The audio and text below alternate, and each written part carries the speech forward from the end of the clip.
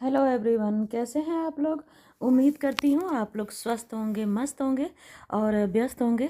दोस्तों, आज 26 जनवरी है, जो देश में गणतंत्र दिवस के नाम पे मनाया जाता है। लेकिन बहुत कम लोग जानते हैं कि आज़ादी से पहले यही तारीख स्वतंत्रता दिवस के रूप में मनाई जाती थी। तो वीडियो में अंत तक बने रहिएगा, काफ़ी रोचक जानकारी दूंगी मैं आपको। तो उम्मीद करती हूँ आप सभी को पसंद आएगा। दोस्तों, इसकी शुरुआत वर्ष 1930 से हुई, जब भारतीय राष्ट्रीय कांग्रेस ने अंग्रेजी हुकूमत से पूर्ण स्वराज की औपचारिक घोषणा की। इस ऐतिहासिक निर्णय की नींव 1929 में कांग्रेस के लाहौर अधिवेशन में रखी गई थी, जहां पूर्ण स्वराज की मांग पारित हुई और 26 जनवरी 1930 को इसे देश भर में लागू किया गया। दोस्तों, कानपुर इतिहास समिति के महासचिव अनूप कुमार शुक्ला जी बताते हैं कि 26 जनवरी 1930 को कांग्रेस वर्किंग कमेटी के आदेशानुसार पहली बार स्वतंत्रता दिवस मनाया गया। इसके बाद 1947 में आज़ादी मिलने तक हर साल यह परंपरा जारी रही। उस दौर में 26 जनवरी केवल एक तारीख नहीं, बल्कि अंग्रेजी शासन के खिलाफ प्रतिरोध और संकल्प का प्रतीक थी। और स्वतंत्रता दिवस के उपलक्ष्य में 26 जनवरी 1930 को यूथ लीग द्वारा एक विशाल जुलूस निकाला गया। इस जुलूस को 1 बजे सनातन धर्म नवाबगंज से शुरू होकर पूरे शहर में घुमाता हुआ जो है श्रद्धानंद पार्क तक पहुंचा। यह आयोजित सभा में यूथ लीग के सभापति पंडित बालकृष्ण शर्मा ने स्वतंत्रता की घोषणा पढ़ी और इस आयोजन में बड़ी संख्या में युवाओं और नागरिकों ने भाग लिया, और जिससे अंग्रेजी हुकूमत में खलबली मच गई। स्वतंत्रता दिवस 26 जनवरी स्वतंत्रता दिवस मनाना आसान नहीं था।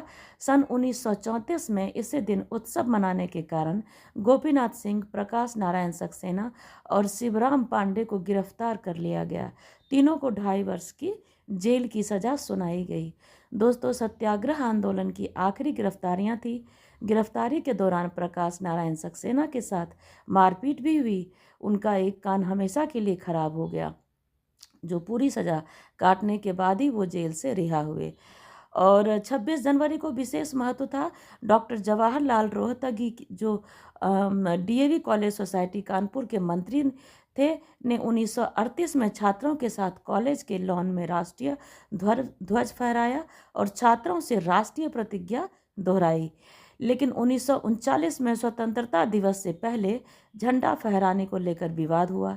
छात्र कॉलेज के गुंबद पर जब हमेशा ओम ध्वज फहराता था, तो राष्ट्रीय ध्वज फहराना चाहते थे।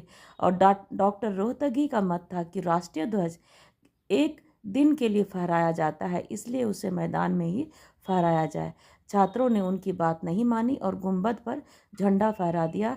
इसके बाद मैनेजिंग कमेटी की ओर से प्रधान ब्रिजेंद्र स्वरूप और मंत्री रोहतगी के हस्ताक्षर से नोटिस जारी कर 27 जनवरी को झंडा हटाने का निर्देश दिया।